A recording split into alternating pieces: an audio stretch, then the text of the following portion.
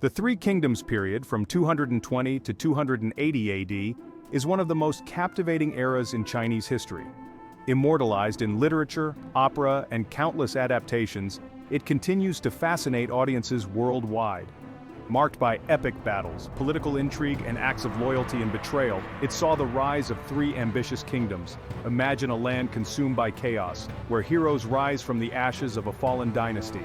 The stories of the Three Kingdoms are legends passed down through generations. They tell tales of legendary warriors, brilliant strategists, and cunning politicians. The period is a testament to ambition, loyalty, and the impact of human choices on history.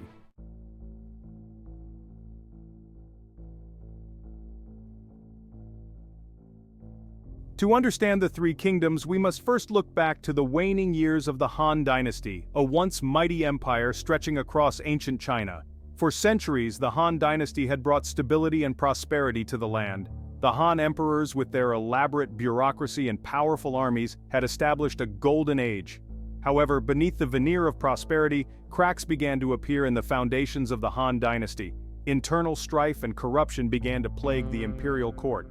Eunuchs and officials vied for power, their machinations weakening the central government. Natural disasters and economic woes further aggravated the situation, leading to widespread unrest among the populace. The once respected Han Dynasty found itself grappling with a crisis of legitimacy as its authority crumbled. As the grip of the Han Dynasty on its territories loosened, ambitious warlords saw an opportunity to seize power. Rebellions erupted throughout the empire, further destabilizing the already fragile peace. Local governors and military leaders, once loyal to the emperor, began consolidating their own power bases, challenging the authority of the central government. In 184 AD, the Yellow Turban Rebellion, a massive uprising fueled by peasant discontent and religious fervor, swept across China. Though eventually suppressed, the rebellion exposed the fragility of the Han Dynasty and emboldened further uprisings. The Han Dynasty, once a symbol of imperial might, found itself on the brink of collapse, its authority shattered, its territories fragmented. The stage was set for a new era, an era of conflict and ambition that would reshape the destiny of China.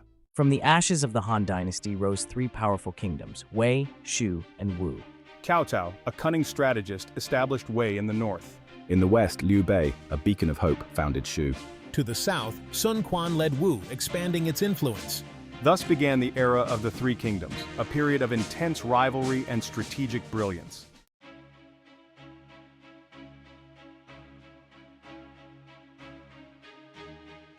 As the Han Dynasty teetered on the brink, the Yellow Turban Rebellion erupted in 184 AD, a cataclysmic event that would irrevocably shatter the empire's already fragile unity. Led by Zhang Jue, a charismatic spiritual leader who claimed mystical powers, the Yellow Turbans, named for their distinct headwear, channeled the widespread discontent among the peasantry into a raging torrent of rebellion. Zhang Jue, preaching a potent blend of Taoism and millenarianism, promised his followers a utopian future free from oppression and injustice, resonating deeply with a populace burdened by poverty, corruption, and natural disasters. The Yellow Turbans, their ranks swelling with desperate peasants, spread like wildfire across the empire. Their rebellion a stark testament to the Han Dynasty's waning authority and the deep-seated grievances of its people. The Han court, slow to react to the growing crisis, found itself ill-prepared to quell the widespread rebellion. The once mighty Han armies, weakened by corruption and inefficiency, struggled to contain the rebels' fervor and numerical superiority. As the rebellion gained momentum, local officials and warlords, sensing the empire's vulnerability, exploited the chaos to amass power and carve out their own domains. Amidst the chaos and bloodshed of the Yellow Turban Rebellion, a new breed of heroes emerged, men who would shape the destiny of China in the years to come. Ambitious warlords like Cao Cao, cunning strategists like Liu Bei, and valiant warriors like Guan Yu and Zhang Fei rose to prominence. Their fates intertwined with the collapsing dynasty and the nascent kingdoms poised to rise from its ashes. The Yellow Turban Rebellion, though ultimately suppressed, left an indelible mark on the empire, irrevocably fracturing its unity and paving the way for the tumultuous era of the Three Kingdoms.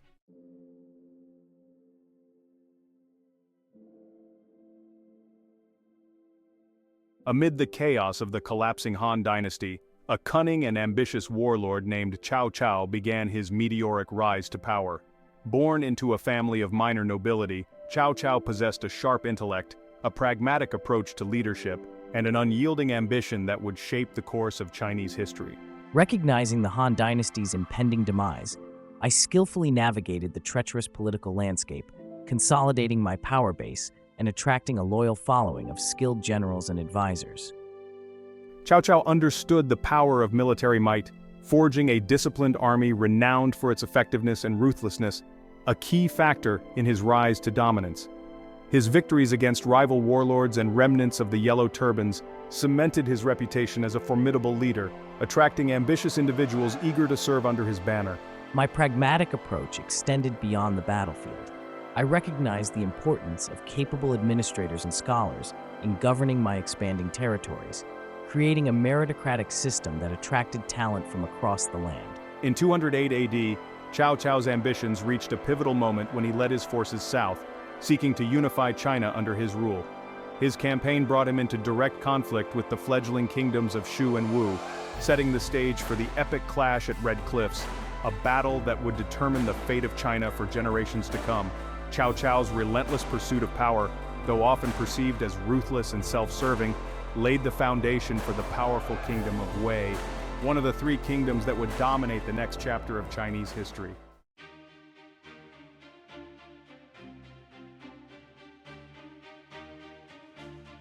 While Cao Cao consolidated his power in the north, a different kind of alliance was forming in the east, one based not on ambition but on shared ideals and an unshakable bond of brotherhood.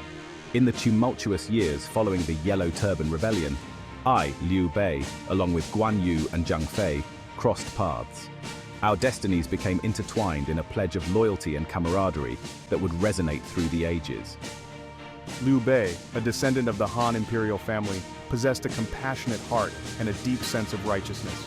He dreamt of restoring peace to the land and upholding the legacy of the Han Dynasty, his benevolent nature attracting loyal followers drawn to his cause.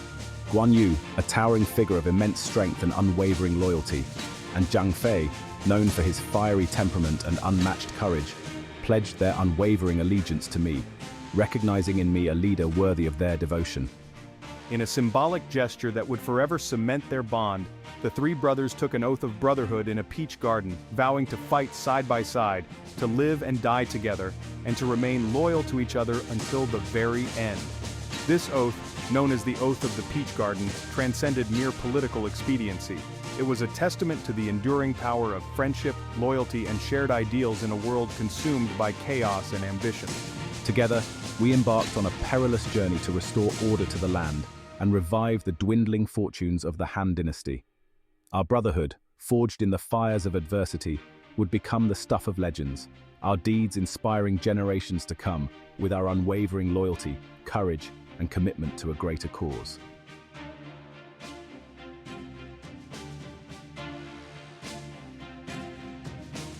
The year 208 AD witnessed a pivotal moment in the history of the three kingdoms, a clash of titans that would determine the fate of China and shape the balance of power for decades to come. The Battle of Red Cliffs, a monumental confrontation between the forces of Cao Cao's northern Wei kingdom and the allied armies of Liu Bei's Shu and Sun Quan's Wu, stands as a testament to strategic brilliance, cunning tactics, and the unpredictable nature of warfare. Confident in my numerical superiority and the might of my northern army, I marched south, seeking to crush my rivals and unify China under my rule. However, the combined forces of Liu Bei and Sun Quan, though significantly outnumbered, strategically positioned themselves at Red Cliffs, a narrow gorge along the Yangtze River, using the terrain to their advantage. The Allied forces, led by the brilliant strategist Zhuge Liang, exploited Cao Cao's overconfidence and lack of naval experience. Zhuge Liang, anticipating the direction of the wind, devised a cunning plan to set Cao Cao's fleet ablaze, using fire ships to sow chaos and destruction among the tightly packed Wei vessels. The resulting inferno crippled Cao Cao's navy, throwing his forces into disarray and forcing a hasty retreat. The Battle of Red Cliffs marked a turning point in the Three Kingdoms period. Cao Cao's dream of swift unification lay in ruins, his aura of invincibility shattered. The victory secured the survival of the southern kingdoms of Shu and Wu, ensuring a balance of power that would define the era. The battle cemented Zhuge Liang's reputation as a military genius and showcased the power of strategic thinking and tactical ingenuity in overcoming seemingly insurmountable odds.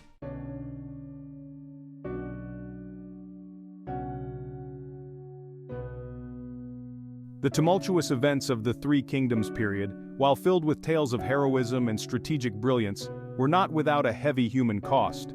The relentless pursuit of power, the constant struggle for survival, and the ever-present threat of betrayal left an indelible mark on the lives of those who dared to navigate this treacherous landscape, leaving behind a legacy of loss, regret, and the bittersweet realization that even the grandest ambitions often come at a steep price. Despite my cunning and ambition, I experienced firsthand the devastating consequences of my relentless pursuit of power. The loss of my trusted advisor Guojia, a brilliant strategist who had played a pivotal role in my rise, deeply affected me. It highlighted the emotional toll of constant warfare and the ephemeral nature of even the closest bonds. Guided by righteous ideals, I too faced my share of setbacks and tragedies. The death of Guan Yu, my sworn brother and most trusted general, at the hands of Sun Quan's forces, dealt a crushing blow to me, both personally and strategically. The loss of my brother fueled a desire for revenge, leading to a costly and ultimately futile campaign against Wu, demonstrating how grief and anger could cloud even the most noble of intentions. The Three Kingdoms period serves as a stark reminder that even in the pursuit of grand ambitions, victory often comes at a high price. The countless lives lost, the families torn apart, and the emotional scars left on those who survived stand as a testament to the human cost of conflict and the enduring power of grief, loss, and the enduring search for meaning in a world often defined by chaos and uncertainty.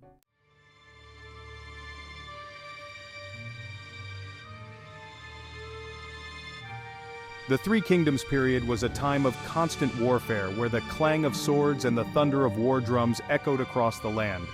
From sprawling plains to fortified cities, the armies of Wei, Shu, and Wu clashed in a series of epic battles that would determine the fate of China.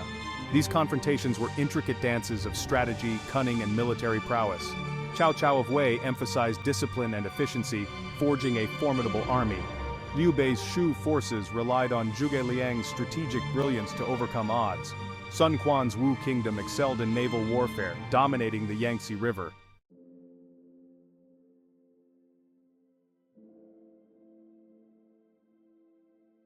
The Battle of Guandu, fought in 200 AD, stands as a testament to Cao Cao's strategic genius.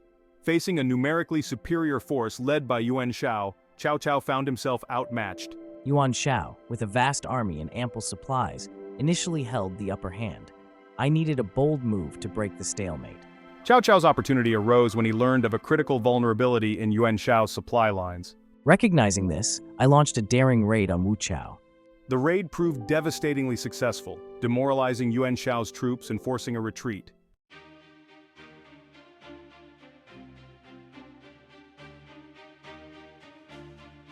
The northern expedition's Zhuge Liang's unwavering resolve. Shu, led by Liu Bei and Zhuge Liang, faced the challenge of breaking through Wei's northern borders. Determined to restore the Han Dynasty, Zhuge Liang embarked on audacious northern expeditions. These campaigns tested his strategic brilliance and the loyalty of his troops. Zhuge Liang developed innovative solutions like the wooden ox and flowing horse for efficient supply transport. Though ultimately falling short, Zhuge Liang's expeditions solidified his legacy as a brilliant military mind.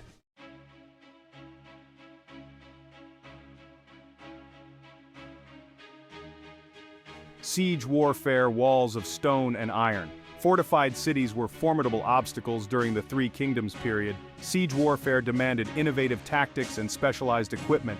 Attackers used siege towers and catapults to breach defenses. Defenders countered with boiling oil and archers. Siege warfare was a battle of engineering and military might.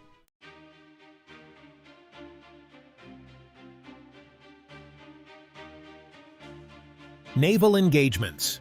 Dominance on the Yangtze. The Yangtze River was a crucial battleground. Wu recognized the importance of naval dominance, building a formidable fleet. Wu warships used ramming tactics, archery barrages, and fire attacks. The Battle of Red Cliffs showcased WU's naval prowess, cementing their dominance on the river.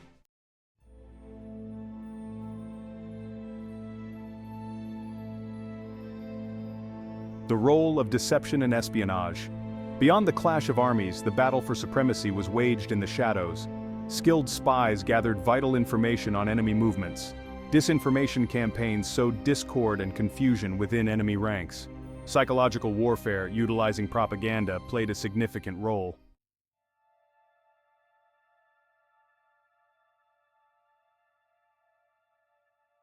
The human cost of war, tales of valor and sacrifice.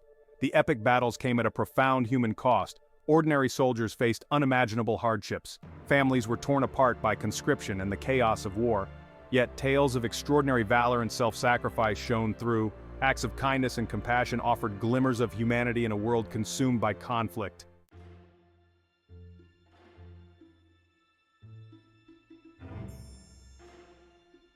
Beyond the battlefield, political intrigue and shifting alliances. Political intrigue and shifting alliances shaped the destiny of nations. Ambitious advisors vied for influence, shaping policies. Alliances shifted with the changing tides of war. The ability to navigate this treacherous political landscape proved crucial.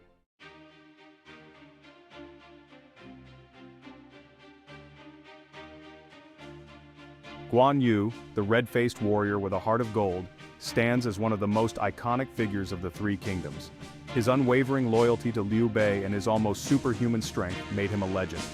Guan Yu was entrusted with guarding the crucial Jing province.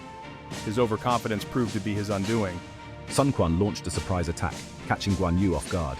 Betrayed by allies and abandoned by reinforcements, Guan Yu made a desperate last stand. His death, a pivotal moment, forever changed the balance of power in the Three Kingdoms. Amidst tales of valor and political maneuvering, Diao Kan's story stands out as a reminder of the human cost of ambition. She became a pawn in a dangerous game of power, her life sacrificed for political expediency. In a bid to eliminate Dong Zhuo, I was chosen as the instrument of the scheme, my beauty a weapon against the warlord. Torn between loyalty and love for Lu Bu, Diao Kan was ensnared in deceit. She drove a wedge between Dong Zhuo and Lu Bu. My performance ignited jealousy and suspicion. Lu Bu assassinated Dong Zhuo, ending his reign. Diao Kan's triumph was short-lived. Her fate remained uncertain, a poignant reminder of beauty, love, and betrayal. Zhuge Liang, the brilliant strategist and devoted servant of the Shu Kingdom, dedicated his life to upholding the legacy of his lord, Liu Bei. His unwavering loyalty came at a heavy price, his life a testament to the sacrifices demanded by duty. Following my death, Zhuge Liang served as regent to my son Liu Shan, shouldering the immense responsibility of governing the kingdom. He launched 6 northern expeditions, each a testament to his strategic brilliance. The constant burden of leadership took a toll on Zhuge Liang's health. His once sharp mind grew weary, his body weakened by years of tireless campaigning. Yet, he refused to abandon his duty, driven by his loyalty to Liu Bei's memory. One of the most poignant moments in Zhuge Liang's life came during his final northern expedition. Facing a superior Wei force led by Sima Yi, Zhuge Liang found himself trapped. In a desperate gamble, he devised the legendary empty fort strategy. Alone on the city walls, Zhuge Liang calmly played his lute, projecting an aura of serenity. Sima Yi hesitated to attack, allowing Zhuge Liang's forces to escape. However, the strain proved too much for Zhuge Liang, his health deteriorating rapidly. His death in 234 AD marked the end of an era for the Shu Kingdom. His final words reflected his unwavering dedication. "I have exhausted my strength for the Han, but I die with regrets." Zhuge Liang's life, a testament to loyalty, strategic genius, and determination, serves as an enduring inspiration in Chinese history.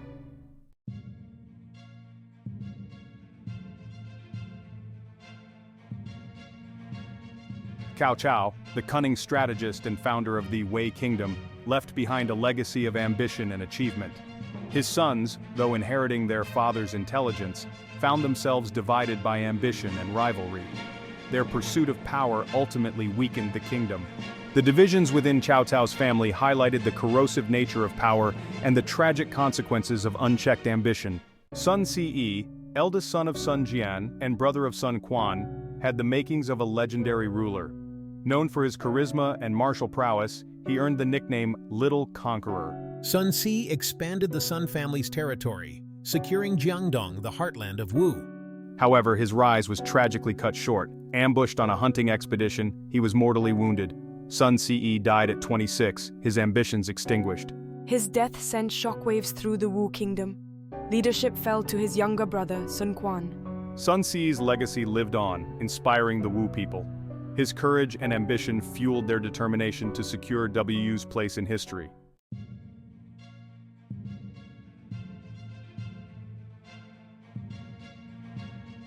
The Three Kingdoms period is replete with tales of strategic brilliance, but few are as audacious and psychologically charged as the legendary empty fort strategy, attributed to the brilliant Zhuge Liang.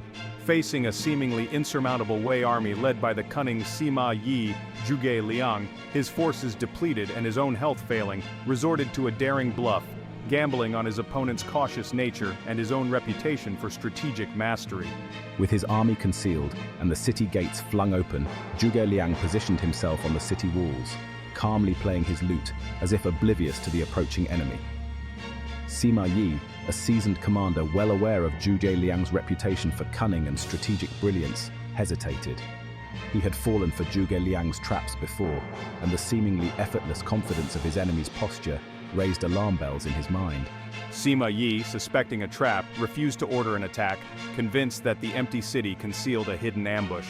He recalled Zhuge Liang's previous victories, his ability to turn seemingly hopeless situations to his advantage, and concluded that this display of vulnerability must be another one of his brilliant stratagems. Zhuge Liang's gamble paid off. Sima Yi, his suspicions fueled by his own fears and respect for his opponent's intellect, ordered a retreat, convinced that the empty city concealed a trap he dared not spring. The Wei army, baffled by their commander's hesitation, withdrew, allowing Zhuge Liang's concealed forces to escape a potentially disastrous confrontation. The empty fort strategy, a testament to Zhuge Liang's understanding of psychology and his opponent's fears, showcased the power of deception in warfare. It highlighted the importance of perception, reputation, and the ability to exploit an enemy's weaknesses even in the most dire of circumstances. Section 7, The Final Years, a time for reflection. Decades of conflict reshaped China, leaving a sense of weariness over the Three Kingdoms. The relentless cycle of war left a longing for peace and stability. Aging rulers reflected on their ambitions and the heavy cost of their struggles. Heroes yearned for respite from endless conflict. Cao Pi's successors faced internal power struggles and external threats. The Shu kingdom clung to the hope of restoring the Han Dynasty. Sun Quan ruled Wu with a steady hand, seeking lasting peace. The final years were marked by resignation and a mutual desire for stability. The stage was set for a new era, with hopes of a unified China rekindled.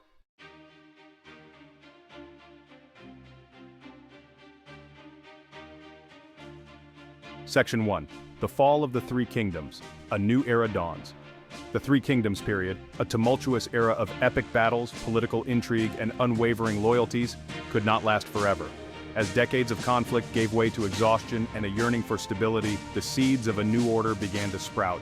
The once mighty kingdoms, their ranks thinned by time and the relentless attrition of war, found themselves increasingly vulnerable to both internal strife and external pressures. In the north, the Wei kingdom, though inheriting Cao Cao's legacy, found itself weakened by internal power struggles and the growing influence of the Sima clan. Sima Yi, a cunning strategist, gradually consolidated his power, outmaneuvering his rivals and positioning his family to seize control of the Wei throne. In the south, the Wu kingdom faced growing pressure from the north as the Wei sought to complete the unification of China. The Shu kingdom, the last bastion of the Han Dynasty's legacy, faced the most precarious situation. Weakened by years of campaigning, internal divisions, and the lack of a leader capable of matching Zhuge Liang's strategic genius, the Shu kingdom found itself unable to resist the growing might of the Wei. Section 2. The Unification of China, a legacy restored. With the fall of the Shu kingdom and the weakening of the Wu, the stage was set for reunification. Sima Yan seized the opportunity to cement his power. In 265 AD, he established the Jin dynasty. He adopted a conciliatory approach towards the Wu kingdom. Sun Hao agreed to surrender in 280 AD, marking the end of the Three Kingdoms period. The unification brought an era of relative peace and stability.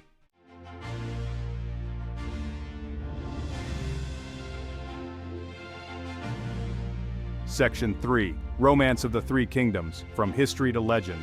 The Three Kingdoms period, though relatively brief in the grand tapestry of Chinese history, left an indelible mark on the nation's cultural consciousness.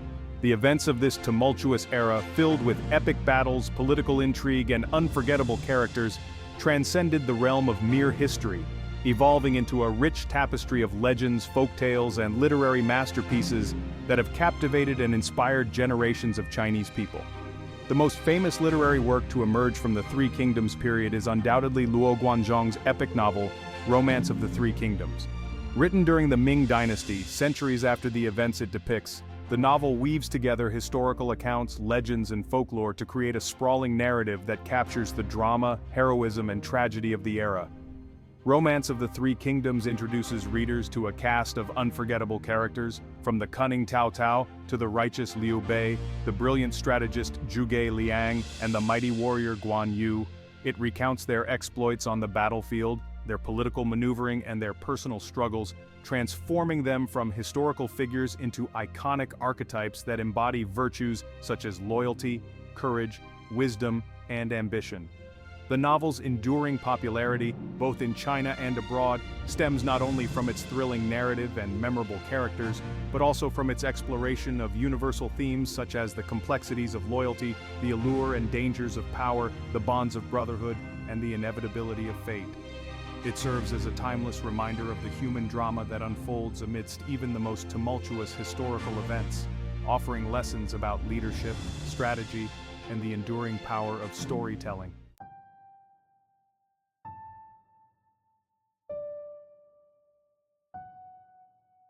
Section 4. The enduring themes, loyalty, betrayal, and the pursuit of power. The Three Kingdoms period resonates with audiences because of its exploration of universal themes. Loyalty, betrayal, ambition, and the pursuit of power are as relevant today as they were in the 3rd century AD.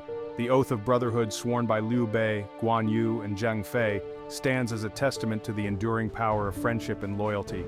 Yet, loyalty in the Three Kingdoms was often a double-edged sword. Blind loyalty could lead to poor decisions and tragic consequences, as seen in Guan Yu's downfall. Cao Cao's relentless ambition and cunning diplomacy make him a complex figure.